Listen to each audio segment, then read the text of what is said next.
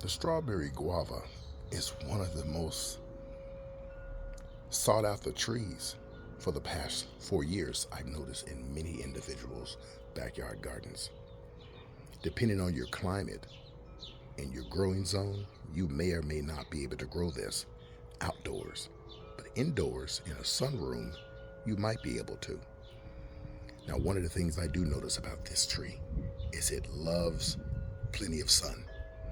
So you either give it southern sun or you give it sun that's going to be protected from the western sun as it starts to set.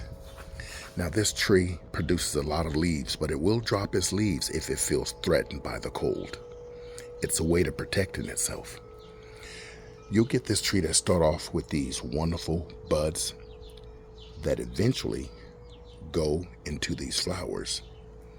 And these buds are all over the tree.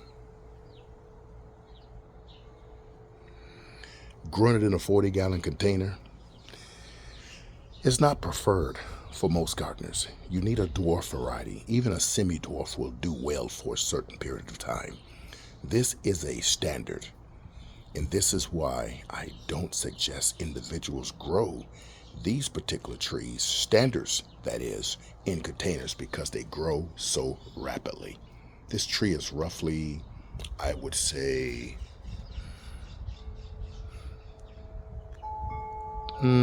7 foot, maybe a little bit more. I could be completely off on that.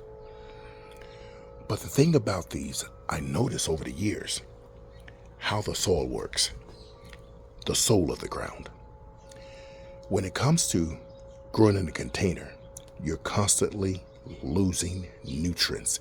It's leaching out through the holes, those drainage holes down there, and any other drainage holes that you may have personally put there besides the manufacturer. Do yourselves a favor.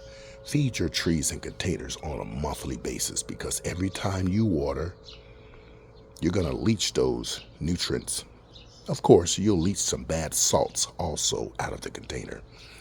This is why 2 to sometimes 3 times a year, I would fertilize this with organic fertilizer. And I keep a huge 5-pound bucket of organic fertilizer around, so I don't have to buy it for a long time. But that's only going to last you for approximately 30 days inside of a container. And then I throw fresh homemade compost that's already matured over the top. And I mean matured because you don't want food growing out from the compost, because it will do it if it's in the right environment. And once you do that, you can feed this tree really good and it will respond really well. Really, really well. It loves to be watered on a daily basis or every other day. And if you notice there's a drip irrigation emitter right there. And it's hooked into that line. That way I don't have to worry about making sure it's watered.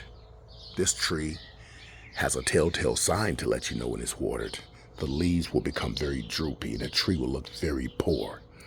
Once it's on a consistent watering schedule, this tree will exhibit immediate responses, such as healthy leaves that are very vibrant. They'll start budding out, and then you'll get those beautiful flowers. Absolutely spectacular. The branching, I wouldn't too much worry about it. I wouldn't do any pruning on this tree if I were you, but the strawberry guava developed these golf ball sized guavas. The best taste in the world. They are so darn delicious.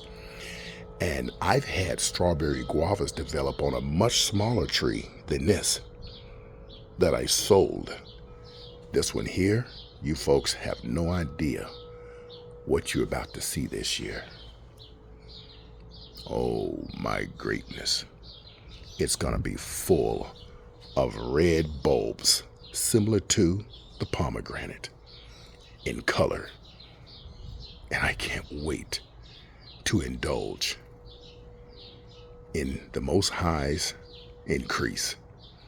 This is absolutely amazing. And the birds are chirping, giving hallelujah to the Father. They obey. So shall I.